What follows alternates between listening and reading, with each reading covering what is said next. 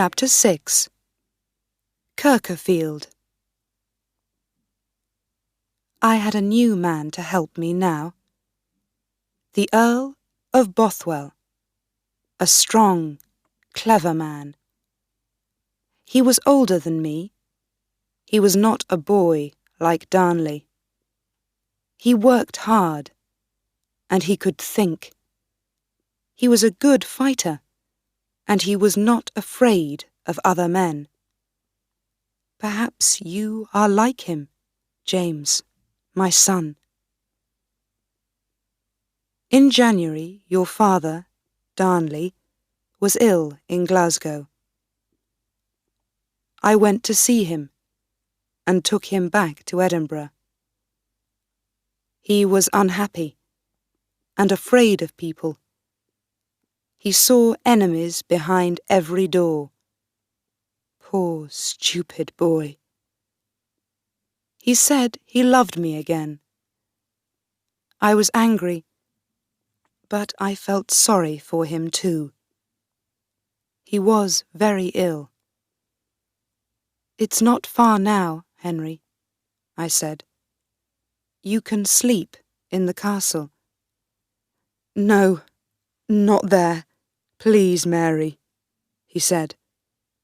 "I don't want to go into the castle. I'm afraid of it." "But where do you want to go?" I asked. "Find me a little house outside the town and stay with me there," he said. "We can be happy there." So I found him a small house called Kirkerfield, outside Edinburgh. He stayed there, in a room upstairs, and sometimes I slept in a room downstairs. Darnley was often afraid, and I visited him every day. Slowly, he got better. On Sunday, the 9th of February, there was a big wedding in Edinburgh. After the wedding, Bothwell and I walked out to Kirkerfield to see Darnley and talk to him. Everyone sang and laughed and was very happy. At 10 o'clock, I was tired. "Good night, my lords," I said. "I'm going downstairs to bed." Lord Bothwell put his hand on my arm. "Your Majesty," he said, "you can't sleep here now. Don't you remember? People are dancing and singing in town tonight. Everyone wants you to go." "Oh, yes, I forgot," I said. "Of course, people want to see me there. So, good night, Henry. Sleep well." Darnley was very unhappy. "Please, Mary, my love, don't go," he said. "Don't leave me here." But I did not love him now. I remembered the night when Riccio died. So I smiled and said, "Good night, Henry. Be a man now. Don't be afraid of the dark." Then I went downstairs with Lord Bothwell. Outside the house, we met one of Bothwell's men. He looked afraid, and there was something black on his face and hands. "Jesus, man, how dirty you are," I said. "Don't come near me with those hands." "No, my lady, of course not," he said. He looked at Bothwell for a minute, and then ran away quickly. I laughed, got on my horse, and forgot about it. I tell you before God, James, I did not kill your father. It was not me. I knew nothing about it. Nothing. I sang and danced in town, and then went to bed in Edinburgh Castle. Then, at 2 o'clock in the morning, there was a sudden noise. A very big bang. Everybody heard it, all through the town. "My God!" I said. "What's that?" Everyone ran out of their rooms. Lord Bothwell was downstairs. "Don't be afraid, ladies," he said. "My men are outside. They're going to see what it is." After an hour, he came to see me. "Please, sit down, my lady," he said. "I have some unhappy news." "Yes, my lord. What is it?" "It's your husband, Lord Darnley. He is dead." "But how? How did he die? Who killed him?" "I don't know, my lady. That bang, that was his house. Kirkerfield. It's not there any more." "What? And Darnley was inside?" "Well, no, my lady," Bothwell said slowly. "My men found him in the garden, not in the house. He is wearing only night clothes, and there is no blood on him. But he is dead. I am sorry. Take me out there. I want to see him. Now." "Yes, my lady." I went out to Kirkerfield in the early morning.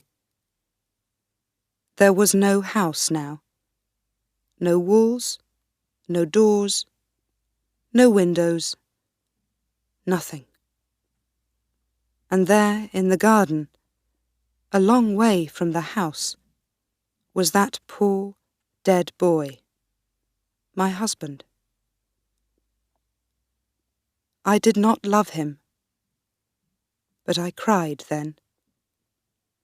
He was your father, James, and I did not kill him.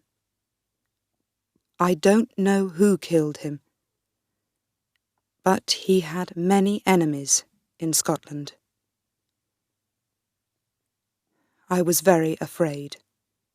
I too had enemies, and I often slept there. Perhaps someone wanted to kill me too.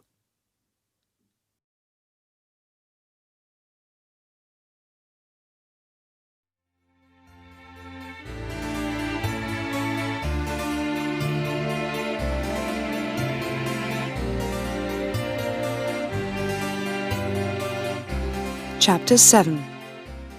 Bothwell. Soon everyone in Europe heard the news. The Queen of France and the Queen of England wrote angry letters to me. "Who killed the king?" they asked. I was very unhappy at this time, James.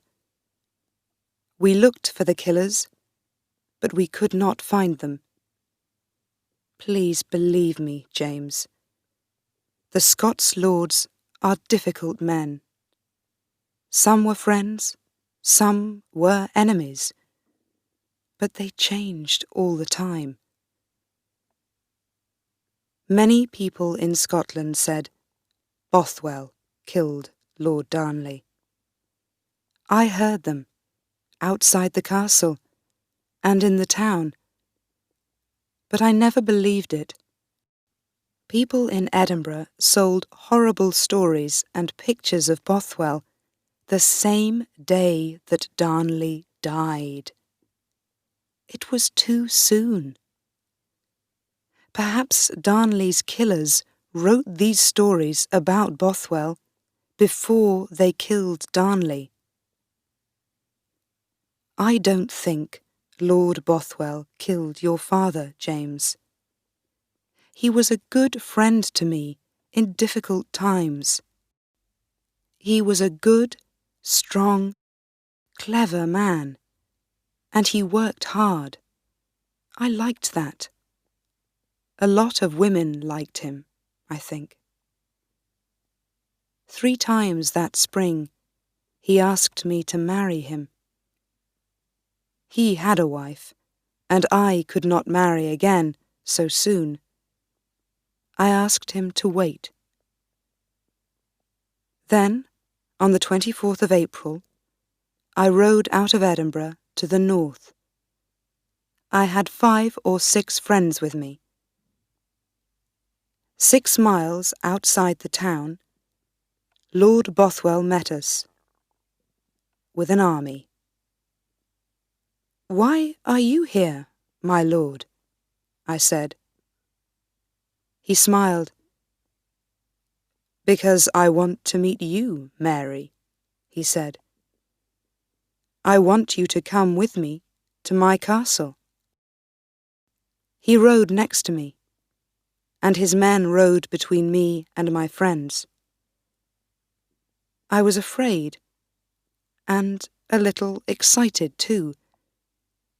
"But, my lord, you can't do this," I said. "I don't want to come with you now." "But I want you, Mary," he said. "Your friends can't stop me. I love you, and I want to marry you. What's wrong with that?" I said nothing. What could I say? I liked him, and he had an army. I had only 6 friends. So I rode with him to his castle in Dunbar, and stayed there 2 weeks. And then he was a strong man, and I was only a woman. And I did like him, James. I liked him very much. After 2 weeks in Dunbar, Bothwell and I rode back to Edinburgh. His wife did not want him, and was happy to divorce him. So, on the 15th of May, 1567, I married him. He was a good man, James, a much better man than your father. I needed a strong man to help me rule the country. But I was wrong. I understand that now. All the Scots lords were afraid of Bothwell, and many of them were his enemies. They had an army, and on the 15th of June, Bothwell and I rode out to fight them. We met them at Carberry Hill. It was a hot day, and the 2 big armies stood and looked and waited. Their army had a big flag with a picture of your poor, dead father, Darnley, on it. Under the picture, there were the words, "Find my killers, O God." "Come on, my lord," I said to Bothwell. "Our army is better than theirs. Let's fight them." Bothwell rode up and down and talked to his men. But they didn't want to fight. They talked and looked at the flag and waited. Then some of them walked home. At 5 o'clock that evening, Lord Kirkcaldy rode from his army to talk to us. He said to me, "My lady, leave your husband and come with us. We don't want men to die." And so, because our men didn't want to fight, I went with him. It was a very bad day for me. They took me back to Edinburgh, and people in the streets screamed at me, "Kill the woman. She sleeps with her husband's killer. We want James to be king. Kill her now." I was unhappy and afraid, and I was pregnant again. They took me to Lochleven Castle and put me in a room like a prison. There I did not eat for 2 weeks. And Bothwell's children, there were 2 babies, were born dead. I nearly died too. I was so angry and tired and ill. Then, one day after the babies died, Lord Lindsay gave me a letter. It said, "I, Mary Queen of Scots, give the Kingdom of Scotland to my son James. From today, James is the new King of Scots. But, because he is a child, the Earl of Moray, my half-brother, can rule the country for him." Because I was afraid and tired and ill, I wrote my name on the letter, Mary. But it is not important, James. It doesn't change anything. I am Queen of Scots, not you. That letter changes nothing. Bothwell went over the sea and died in a prison in Denmark. I was a prisoner in Lochleven for a year. A lot of people in Europe were angry about that. Queen Elizabeth wrote to the Earl of Moray. "You cannot keep a queen in prison," she said. "It is very wrong." I was pleased about that, but Moray didn't listen. Lord Douglas lived in the castle, and his young son William liked me. One day there was a wedding in the castle. People sang and danced and drank. William Douglas gave me some old women's clothes. I put the clothes on and walked quietly out of the castle with him. He shut the castle door behind us to keep his father's friends in. Then we got on some horses and rode away through the night. All my friends came back to me. Soon I had a big army. "Mary is our queen again," people said. "Give her back her son." You were in Earl Moray's castle, James, so I came to fight him. I rode with my army to Langside, near Glasgow, and there, James, there, my son, I lost the fight. I am so sorry. I had many good, strong men in my army, but Earl Moray's men were stronger. Many of my men died, and some ran away. After the fight, I ran away too. I did not want to go to prison again, so I rode south to England. Queen Elizabeth wants to help me, I thought. She understands. She wrote to Moray, and she is a queen, like me. I can come back to Scotland with her army, kill Moray, and find my baby son James. I am in England, but I am free. I can try again. I was wrong about that too. Very wrong.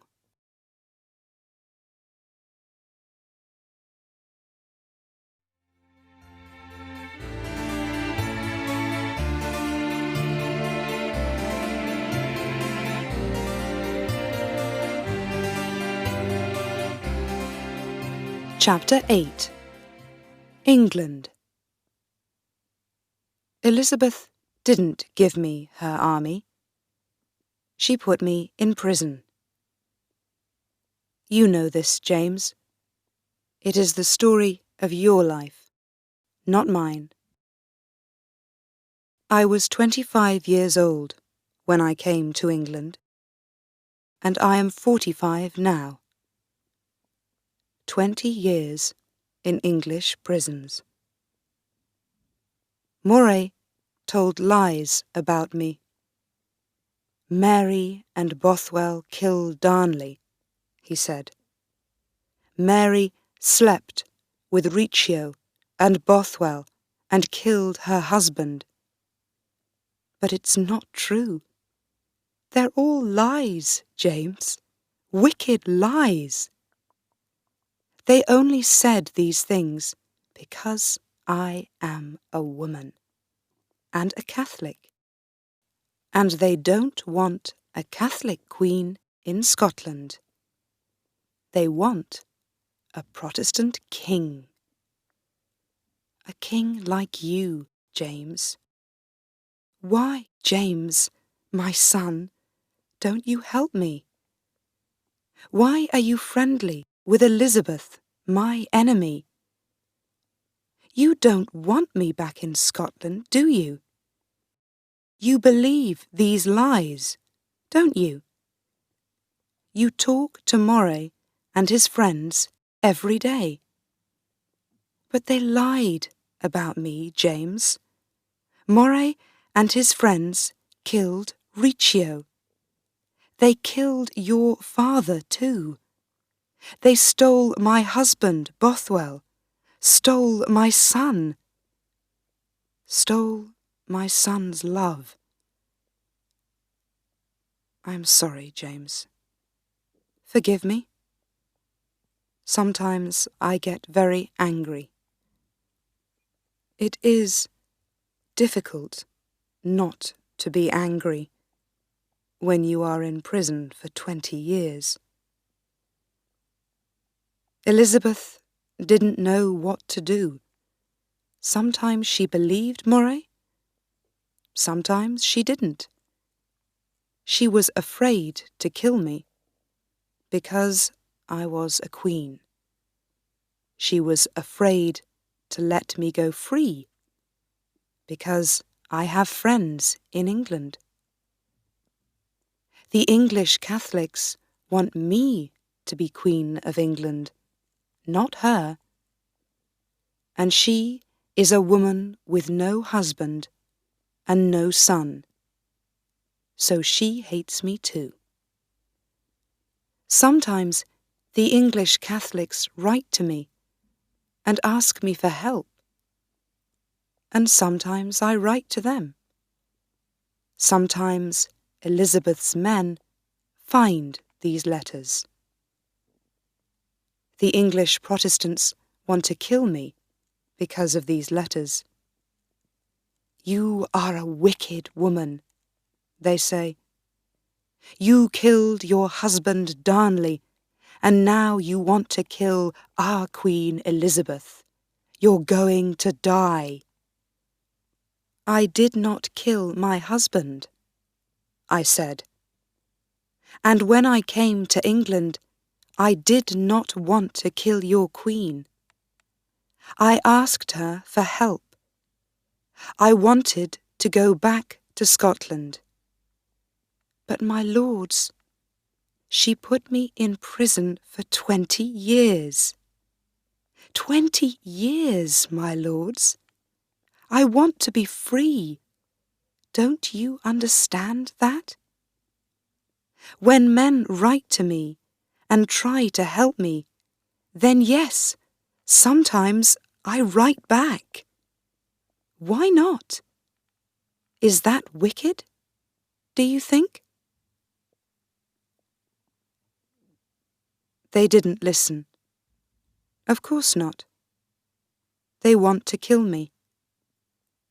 And so they wrote to Queen Elizabeth.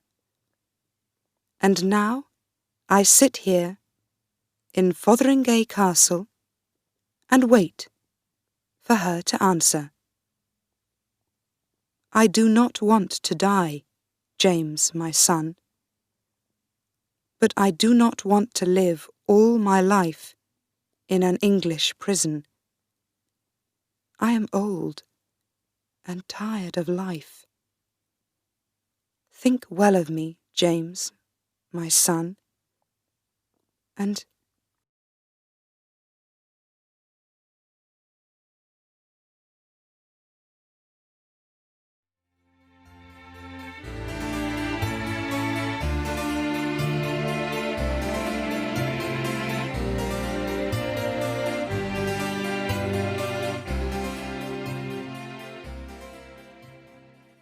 Chapter 9. A Death. Queen Mary stopped writing then. Yesterday afternoon, the 7th of February, 1587, we heard a horse outside our window. Mary looked out. There was a man there, on the road from London.